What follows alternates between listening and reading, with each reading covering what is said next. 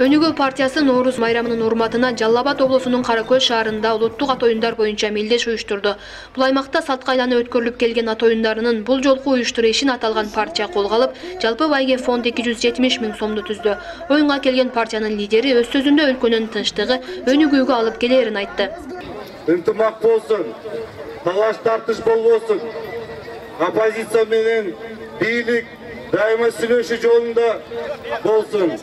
Өкмөттүн октору атылбасын эч качан, элдин каны төгүлбөсүн эч качан. Биздин кыргыз мамлекетибизде тынчтык болсун, биримдик болсун. Эгерде биз биримдикте болсо көп нерсеге жетишебиз. Оюндун тай чабыш, аламан байге, эреңиш, улак чабыш түрү боюнча өткөн мелдешке өлкөнүн бардык булуңгурчтарынан коноктор келип, биринчи орун үчүн ат салышты. Жылдагыдан өзгөчөлөнүп өтүп жаткан оюнду көргөн шаар тургундары башка партияларда өнүгүүдөн үлгү алса деген ойдо. Биринчи жолу болуп атат. Саясий партиянын ушу оюндарга катышканда, рахмат Бакыт Эргешевичке ушу жогорку деңгээлде өткөрүп берем деп өзү келип ошол жерде жүрөт. Анан азыр көп жардамдарды берип атат.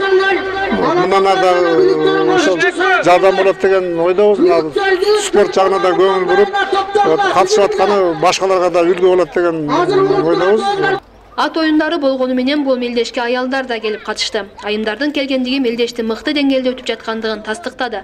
Калыстардын айтымында бул жолу сырттан келген коноктор көп болду. Келген коноктор сырттан келген катышуучулар абдан көп болду. Өнүгө берсин демекчимин буларчы. Өнүгө берсин, койгон программаларын окуп чыктым, абдан жакшы экен. Чыгылып окусам программасы мага жакты, өнүгө берсин демекчимин. Атына заты жараша. Буга чейин да Онугуу партиясы аталган аймакка социалдык маселелерди колдоо көрсөтүп келген. Биз менен бирге өнүгөбүз деген урандын астында элге ар тараптуу жардам көрсөтүп келген аталган партиянын мүчөлөрү алдыда мындай иш-чаралар уланаарын билдиришти.